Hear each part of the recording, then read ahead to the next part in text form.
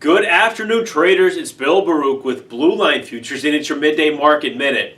Got equities picking up where they left off on Friday, trading higher. The S&P is right above Friday's settlement, right at that Sunday night open. We did see a little bit of pairing of gains into this morning, but markets battled right back.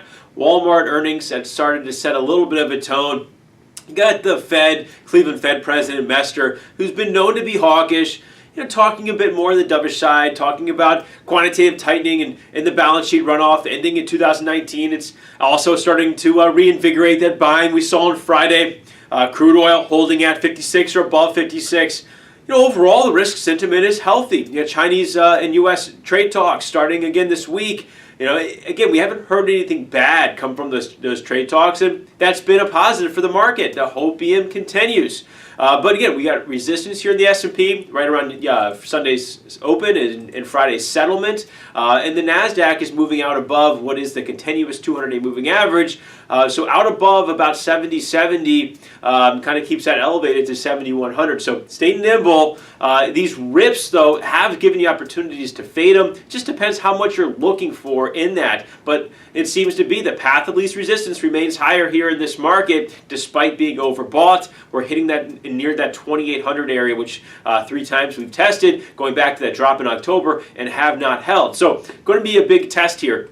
Then moving on to crude oil, as I said, it's holding above 56, a breakout level on Friday, 55.5, 55.75.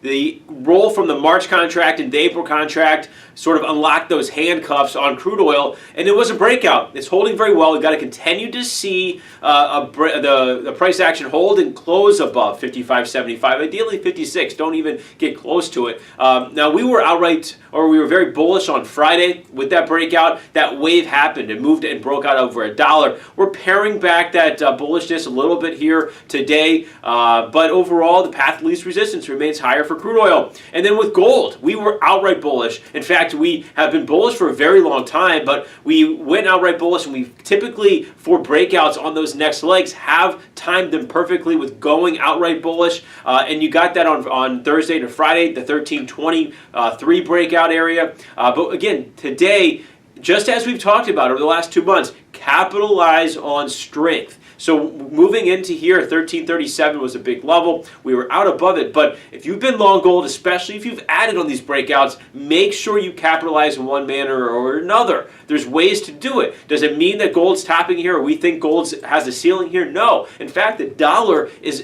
at a very high level right now. The dollar continues to retreat. Gold can easily get up to 1370 and those highs from last year. But you got to capitalize. You got to lock in some gains here. Give us a call. We're here to talk about anything on the board. 312-278-0500. You can email us info@bluelinefutures.com. You can check our website for updates, and you can sign up for a free trial of our research there. But remember, futures trading involves substantial risk of loss, and it's not suitable for all investors. Thanks.